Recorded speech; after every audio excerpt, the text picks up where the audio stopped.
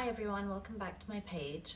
This week I wanted to discuss the topic of dealing with grief or just grieving, because that's exactly what I'm going through right now, and it's something that I resonate with, and it's something that I'm trying to apply to myself and kind of accept. And I know that the Afghan diaspora also feels like this. In fact, Afghans around the world feel like this, and so I've always done my videos based on my personal experiences or that experiences of my friends and family. So this is something that my entire nation, my homeland, my people are going through, and it's important for us to know certain things that would just help deal with everything that's being thrown at us right now. So if you haven't been to my page before, please subscribe to my channel.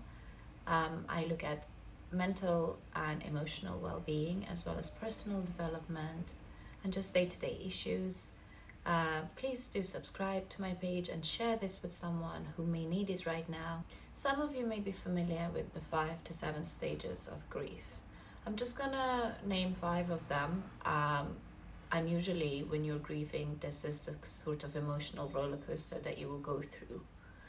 The important thing here to understand that when you're trying to cope and heal from grieving, it's not like a straight line, a road to recovery.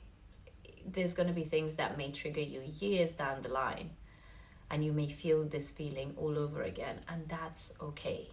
It's okay to go through these emotions. It takes us time to heal, and we're humans. We're gonna react and accept and deal with things differently in our own time. So just because something worked for someone doesn't mean that it may or may not work for you. To outline these stages, first is shock, then is denial, then is anger, depression, and then acceptance. And each stage may last different lengths of time for different people, and you may fluctuate from one to the other, and all of those things are fine. Most times when you're dealing with grief, people tend to try and comfort you by saying it's gonna be okay, it will get better, and where they're well intended, they're not necessarily true. And when you're feeling as you are, those things just seem so silly to hear. Like, okay, how is it going to be okay exactly?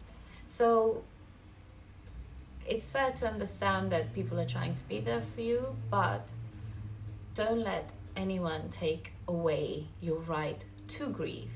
Grieving isn't just about the death of someone, though it may be the most common cause for grief. When you're dealing with grief or you're mourning, you could mourn absolutely anything that's important to you, that you've lost, that's no longer there. You could grieve the loss of a friendship. If you've drifted apart with a friend that really meant a lot to you and they're no longer in your life, you could feel like you're grieving it. You could grieve the death of a relationship.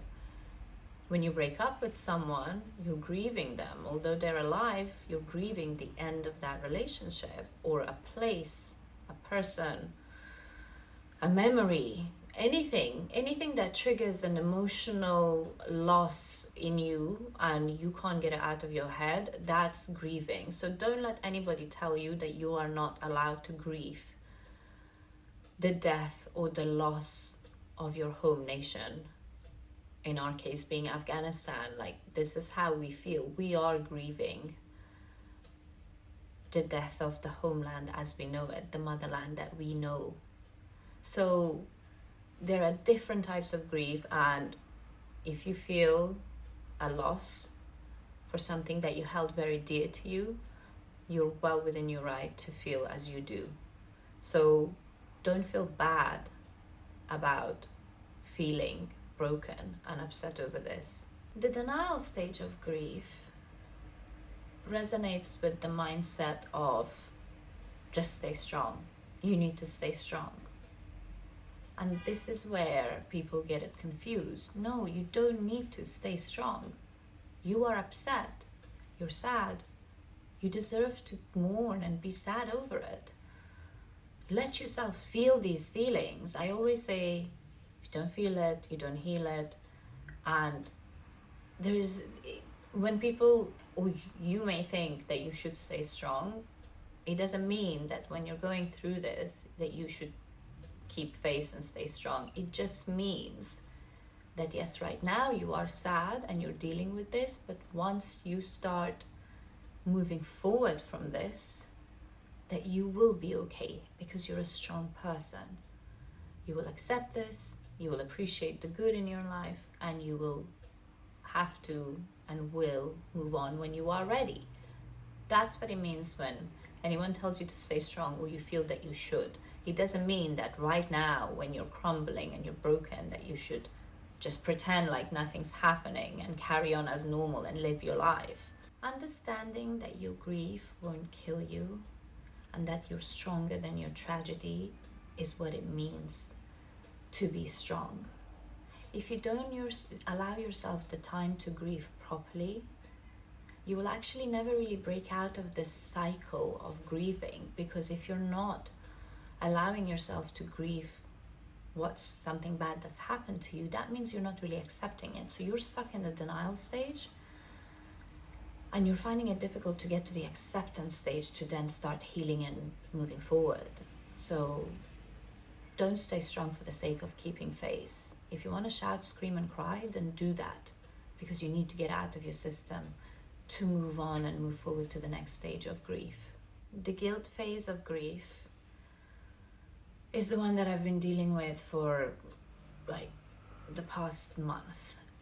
It is eating me up and it's a horrible feeling, but it comes as part of grief and it's there and it's present. So there's survivor's guilt, there is guilt of it should be me, it could have been me, and you know, why are these people dealing with this and I'm not, and how can I live my life normally and have the comforts of my home or my host country and forget my people? How can I eat this food when there's people starving and hungry?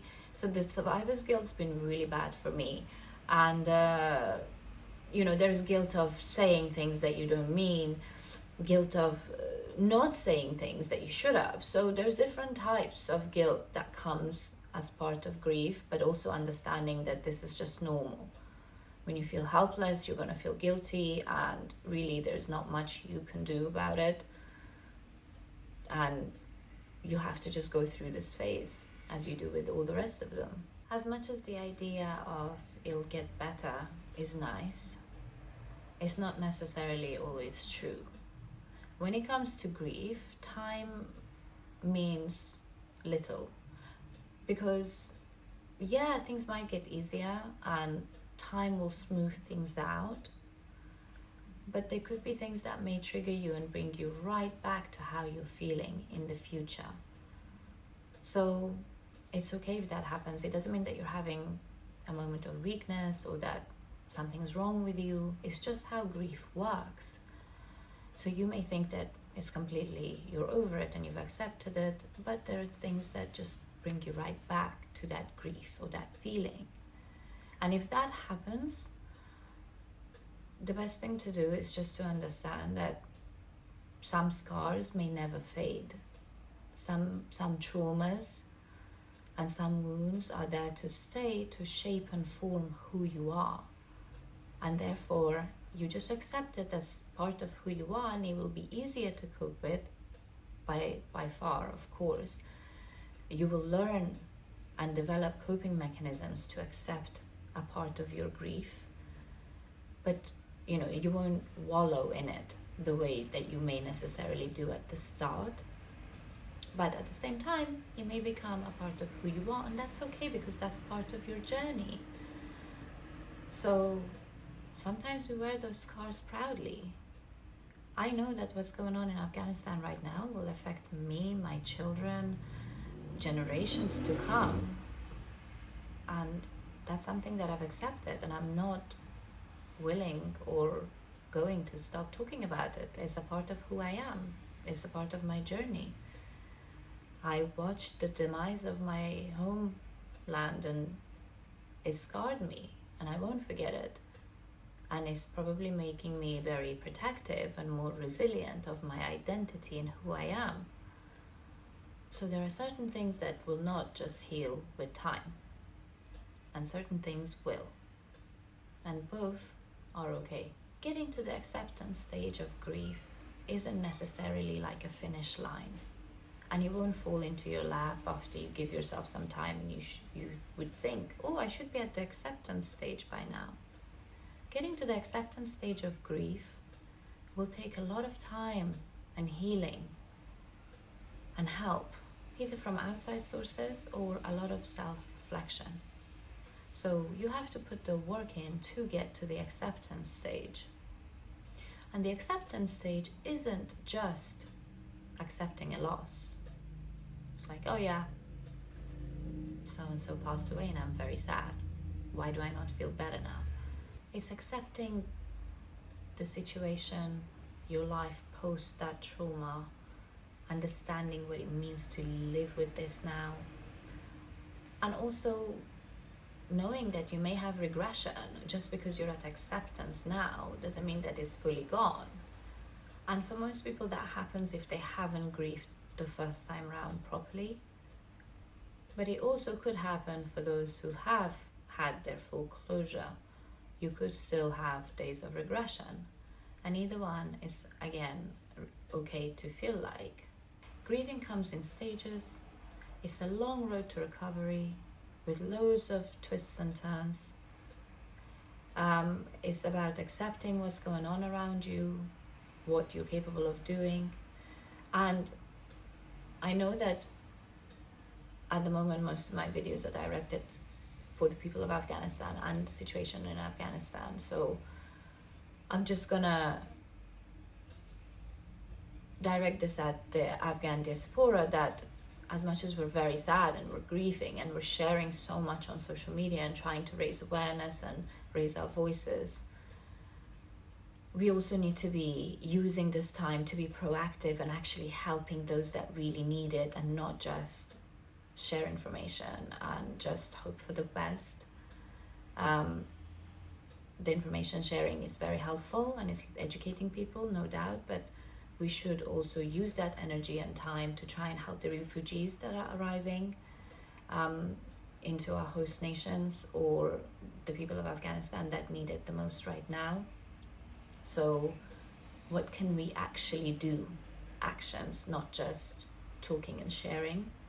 I know that the Afghans around the world and what we've witnessed in the past month will stay with us for the rest of our lives. We will probably grieve this for as long as we live. And it is truly heartbreaking. And so we just have to understand and accept that this is now a part of who we are. And the only thing we can really do is to make sure that the world knew on Afghanistan before all of this. Thank you so much for watching. The topics of my recent videos have been quite heavy, but like I said, I always make my videos of things that resonate with my life, and so this is so personal to me, and whatever I can to help my people, I'm willing to do. So I really appreciate you guys watching this. Please like and comment and share your experiences with me.